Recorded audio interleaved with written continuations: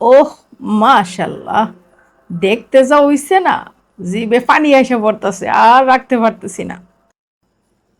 আসসালামু আলাইকুম। গ্রাম বাংলা স্বাদ চ্যানেলের পক্ষ থেকে সবাই জানাই আন্তরিক শুভেচ্ছা। এই গ্রীষ্মের সিজনে আমরা যদি আম সত্ত্ব না বানাই পুরাটাই লস। পাকা আর রসালো আমের মৌসুমে ঘরে বইয়েই বানাবো মজাদার এক লোভনীয় আম সত্ত্ব। চলেন আমরা শুরু করি। প্রথমে আমগুলোরে আমরা বটি দিয়া চুইলালমু,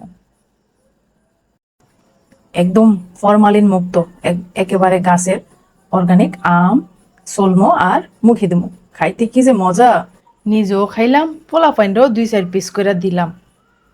এটা হইছে গাছের আদা পাকনা সুক্কা মিডা আম, এই কারণে আমি বডিটা চুইলা লিতেছি।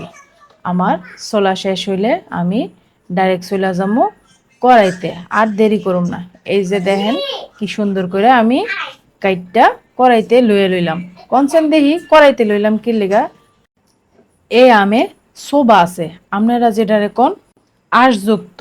এই আঁশযুক্ত আম থেকে আমি সারানের লেগে বিসমিল্লা কইরা চুলায় আগুন ধরাই দেবো। চুলায় আগুন জ্বালাইয়া আমি এটারে আস্তে আস্তে জাল করবো আর তলানিতে লাড়া দেবো। বেশি লাড়া ছাড়ার দরকার নেই, মাঝে মধ্যে হালকা হালকা তলানিতে লাড়াই দেবো যাতে তলাতে পুইরা না যায়, গন্ধ না আসে। এই জালের সময় যদি তলানি লেগে যায়, গন্ধ আসে, তাইলে কিন্তু একটা পোড়া গন্ধ আসবো, আম সত্ত্ব খাইতে আর ভালো লাগবো না। এই যে কি সুন্দর আমের থেকে রস উঠেছে, এইখানে কিন্তু আপনারা দেখছেন আমি এক ফোঁটাও পানিও ব্যবহার করি নাই, লবণ চিনি কোনো কিছুই ব্যবহার করি নাই, শুধু আমডারে জাল করছি। এই আমডারে জাল কইরা আমি রস উঠাই লইলাম, যাতে আমার আমের থেকে আটিটা ছাড়াইয়া রসটা বাইর করতে খুব সহজ হয়ে যায়। এখানে আমার পুরোটা রস আসবো আর আটিটা ফেলাই দেবো, কোনো লস হইব না। এখন আমি চুলার থেকে নামাইয়া এই আমগুলারে জুড়াই এলুম। জুড়ানোর মানে হইছে ঠান্ডা করে নেওয়া। এই আমগুলারে আমি এটারে আস্তে আস্তে জুড়াইতে থাকবো, তারপরে আমি বালা করে চিপতে পারবো, আতে আর কোনো গরম বা সেকা লাগবো না। চলেন আম জুড়াইতে জুড়াইতে আমরা বাকি কাজটা সারি। এই যে চুলায় আবার কড়াই বসাই দিলাম, কড়াই বসাইয়া আমি পাঁচফোড়ন দিয়ে টাইলা লুমু বালা করে। পাঁচফোড়ন টালার সময় কিন্তু আগুনে বেশি জাল বাড়াই দেওয়া যেত না, জালটারে কমাই দিবেন আর ঘন ঘন লাইরা লুমু, যাতে পাঁচফোড়নটা পুইরা না যায়। কিন্তু পাঁচফোড়ন পুইরা গেলে গ্রানটাও নষ্ট হয়ে যাব, তিতাও লাগবো। এই যে বাজা শেষ, আমি এখন এটারে ঠান্ডা করে গুঁড়া করে লুমু। এই যে এখন আমি ঠান্ডা আমগুলা ভালো করে চিপা লুমু, চিপা আটির থেকে রসগুলারে বাইর করে দেবো। এই যে দেখেন অনেকটা সোবা আছে, এই সোবাটির এখন আমি মিহিন করণের লাগিয়া একবারে ব্লেন্ডার করে লই আমু, যাতে সোবা আর না থাকে। এই যে এখন আমি আবার কড়াইতে ব্লেন্ডার করা আমের রসটিরে ডাইলা দিলাম। ব্লেন্ডারে কিছু লাগিয়া আছে, সেগুলোও আমি পরিষ্কার করে লুয়ে এলাম। এখন তো জাল দেওয়ার কারণে আমের রসগুলো অনেক ঘন হয়ে গেছে, এখন আর এই আমের রসগুলারে বেশি জাল দেওয়া লাগতো না। অন আস্তে আস্তে লাড়ুম, যাতে তলানিতে লাইগা না যায়, সাবধান। তলানিতে লাইগা গেলে পোড়া গন্ধ আসবে আর আমের সেই ন্যাচারাল গন্ধটা আইতো না। এই যে আস্তে আস্তে আমি তলানিতে ঘন ঘন করে লাড়তেছি, শুধু তলানিতে লাড়লেই হইব।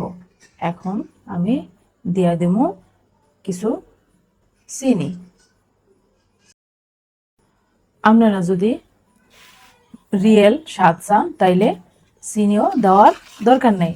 আমার ছোটো বাচ্চায় খাইব, সেই কারণে আমি মিষ্টি অনেক লেগে কিছু চিনি দিয়ে লইছি। চিনি দিব আর একটু লাড়ুম। চিনি দেওয়ার কারণে কিন্তু পানি ছেড়ে দিছে, আমরা একটু পাতলা হয়ে আইছে। এখন আমি দিয়ে দিব নুন, স্বাদ মতো নুন দিয়া তারপরে আমি দিয়ে দেব পাঁচফোড়নের গুঁড়া। আমি কিন্তু পাঁচফোড়নের গুঁড়াটারে মিহিন করে নেই, কিছু আস্ত রাখছি। তারপরে আমি দিমু ভাজা মরিচের ফাঁকি আর সামান্য লাল মরিচের গুঁড়া দিয়া ভালো করে মিশাইয়া আমি এইটারে লাড়তে থাকবো আর একটু ঘন করে আনবো। তারপরে যখন সুন্দর করে মশলাগুলো মিশিয়ে ঘন হয়ে আসবো, বেশিক্ষণ জাল দেওয়া লাগবে না। তারপরে আমি উঠাইয়ে দিব, একটা প্লেটে ঢাইলা নেব। আমি কিন্তু যে প্লেটে রোদ্রে দিব সেই প্লেটে ঢালতেছি। এখানে আমি প্লেটের মধ্যে কোনো তেল দিই নেই, তার কারণ হচ্ছে এটা রোদ্রে দেওয়ার পরে যখন আমি বয়মে রাখবো তেল তেল একটা গন্ধ আসবো। মাশাল্লাহ 2 থেকে 3 দিন উল্টায় পাল্টায় শুকিয়ে নিছি আমি। দেখেন কি সুন্দর হয়েছে, তেল ছাড়াও কি সুন্দর একটা প্লেট থেকে উঠাইছে, পিচ্ছিল একটা ভাব হয়েছে। এখন আমি এটারে কাইটা পিস করে লমু। আপনারাও আপনারও যে যার মতো মন মতো পিস করে নিতে পারেন।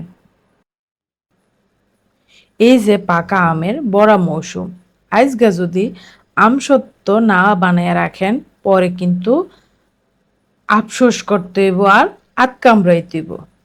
তইলে দেরি না কইরা আপনারাও জলদি বানান এই রকম মজা কইরা আম সত্য। আহ, জিবে আনার মতো। আমার আর ধৈর্য হইতাছে না, কখন খামো। আহা, এইদিকে আমার বাজানো ধৈর্য হারাই হয়ে পড়ছে, কখন খাই বসে।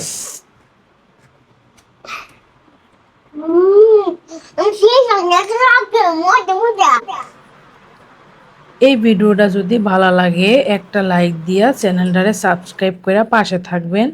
গ্রাম বাংলা স্বাদ চ্যানেলের পক্ষ থেকে আজ এই পর্যন্তই। আল্লাহ হাফেজ।